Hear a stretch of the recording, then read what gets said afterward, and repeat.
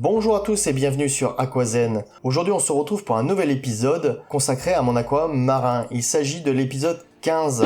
Et oui, déjà l'épisode 15. Si vous n'avez pas vu les autres épisodes de la série, n'hésitez pas, il y a plein d'infos intéressantes pour un débutant en récifal. Aujourd'hui on verra dans un premier temps un point de situation de tous mes coraux. Ce sera l'occasion de voir comment ils évoluent et d'avoir des jolis gros plans de ceux-ci. À la fin de la vidéo, on parlera également des poissons et on verra des images vachement sympas je trouve.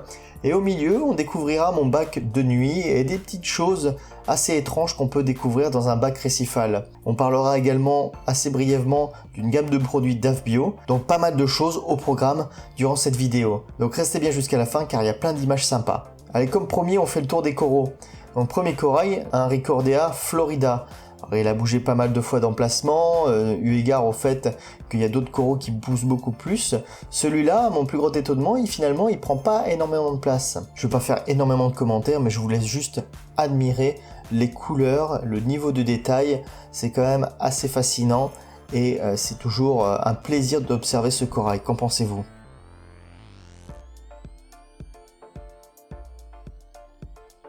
Corail suivant, vous le connaissez, mon Pachyclavularia. Quand on pense la taille qu'il faisait au tout début quand j'ai introduit la première bouture, c'est un corail qui pousse extrêmement bien, voire trop bien. Alors je sais pas si ça va me poser problème dans les temps futurs, mais en tout état de cause, on peut voir qu'il s'épanouit, il faudra quand même que je trouve une solution à long terme pour éviter une propagation trop grande.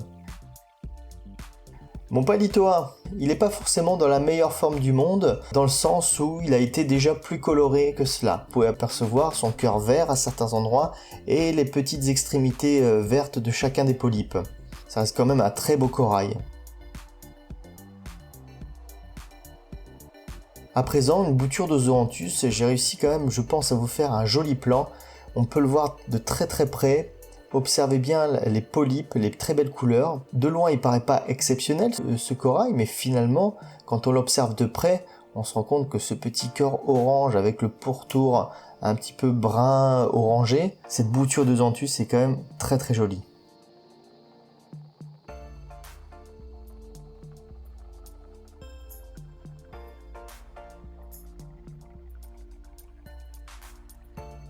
Le Discosoma, et il n'en finit pas de grandir, de grossir.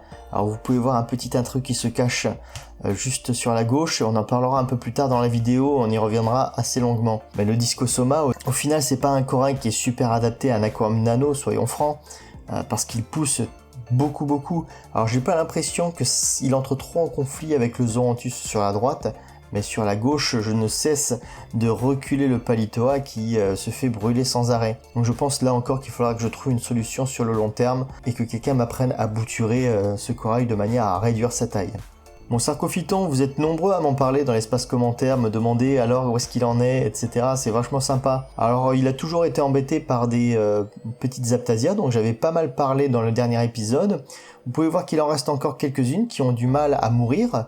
Je les traite avec de l'aptasidol. Là encore, j'avais montré son utilisation lors de la dernière vidéo. Bon, mais c'est quelque chose qui est en train de se régler. Je l'ai changé d'emplacement. J'ai essayé de trouver l'emplacement le plus adéquat. Et au fur et à mesure que je traite les aphtasias, il y a quand même des bons jours, vous pouvez le constater, où ces polypes sont grands ouverts. S'il y a une partie que vous pouvez observer sur la droite où les polypes sont encore pas bien sortis, eh bien c'est parce que aussi je l'avais placé à un endroit qui était plutôt instable. Il était tombé sur mon Pachyclavularia, ce qui lui avait brûlé un certain nombre de polypes. Voilà, donc on espère qu'il revienne à son état original. Nul doute que ça va bientôt arriver.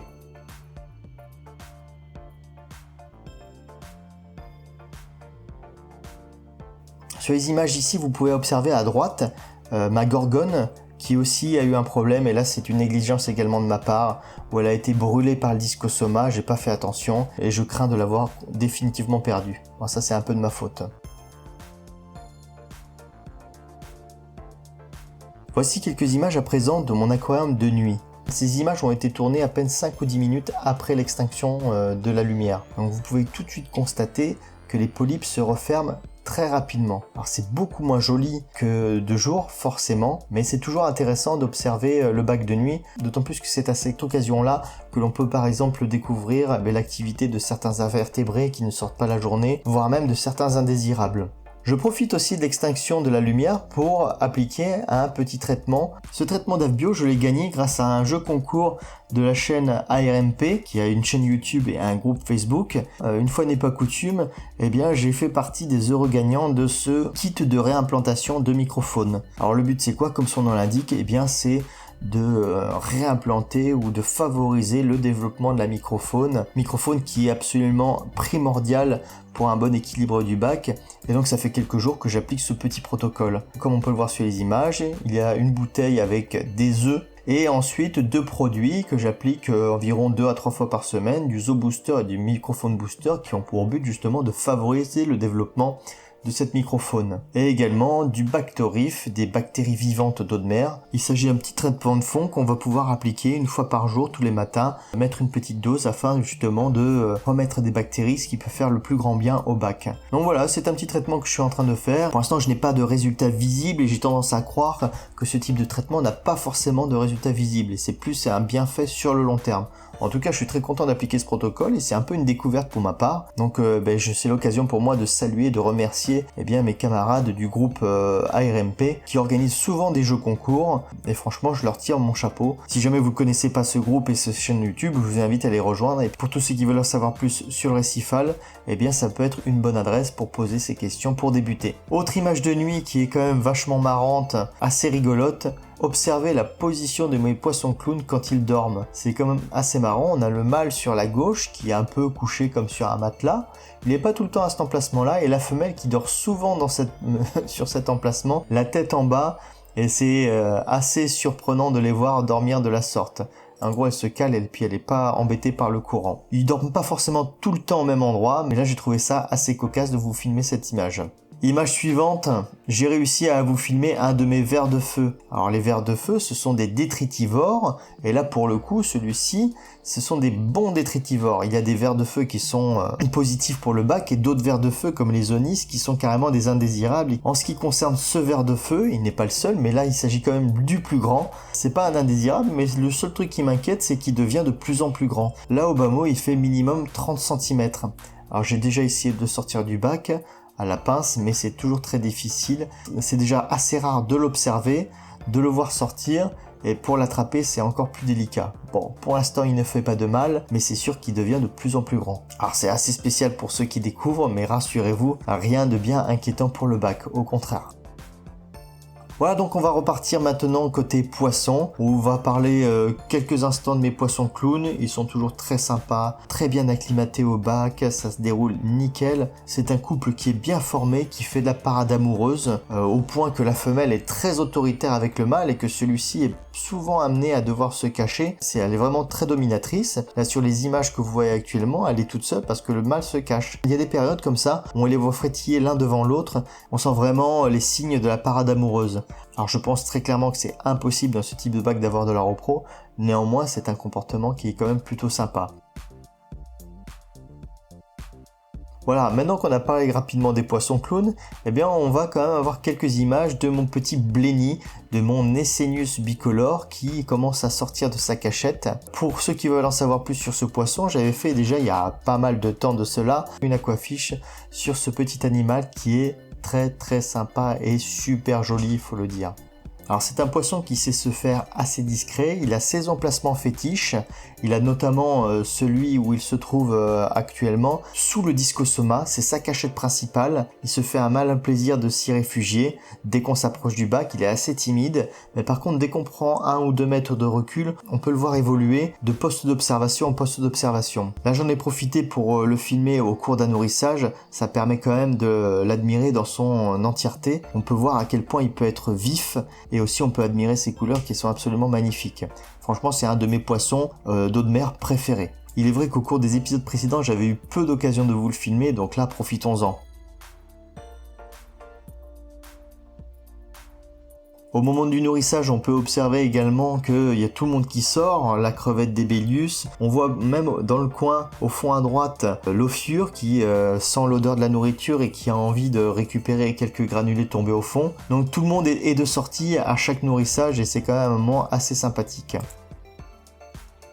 Alors très honnêtement, peut-être il y aura des critiques parmi vous qui me diront, comme ça a déjà été par le passé, que le volume n'est pas adapté aux poissons clowns et peut-être aussi à l'Ecinus bicolore. J'en ai conscience, car on voit bien au comportement notamment de l'Ecinus bicolore qui mériterait un peu plus de place. Et c'est pour ça fait aussi partie de mes projets de leur offrir dans l'année qui vient, on va dire, je l'espère, un volume plus élevé. Et je pense qu'au niveau de leur bien-être, ça pourrait être que mieux et ce sera quand même beaucoup plus joli à observer. Alors on va avoir quelques images encore de mon Ecinus bicolore en gros plan. On va se taire pendant quelques instants et je vous invite à regarder un petit peu son cirque et la manière qu'il a de se cacher et de faire bouger sa tête. Regardez bien également ses yeux qui bougent, toutes ces mimiques qui sont franchement très très marrantes.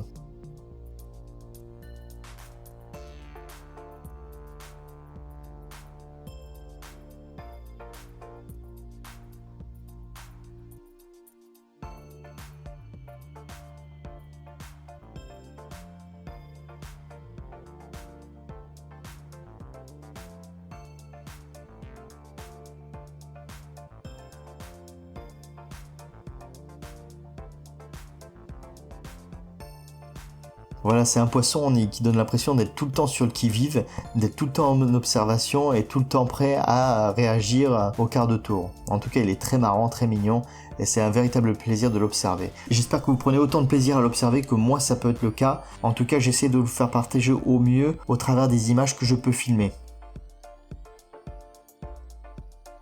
Au travers de ce dernier plan, on peut observer que le bac évolue quand même de vidéo en vidéo. Il évolue assez peu ces derniers temps, mais on peut voir qu'il y a quand même quelques modifications. Notamment par exemple la pierre de Zoranthus qui se trouve au centre. Vous pouvez voir que je l'ai, pour ceux qui suivent vraiment bien les vidéos, je l'ai décalé en effet vers le centre pour contrer l'évolution du Pachyclavularia. Initiative qui peut-être sera vaine, car vous pouvez observer que celui-ci est en train de le contourner par le bas.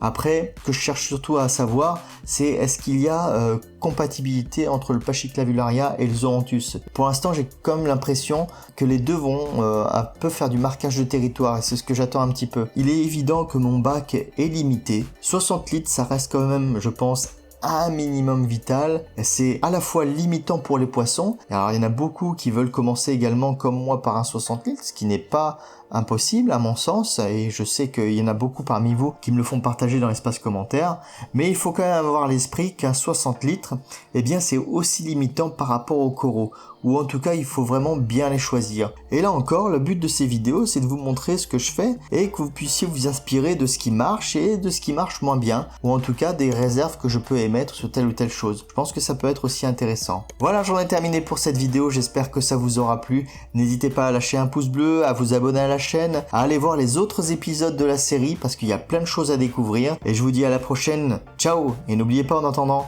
restez zen.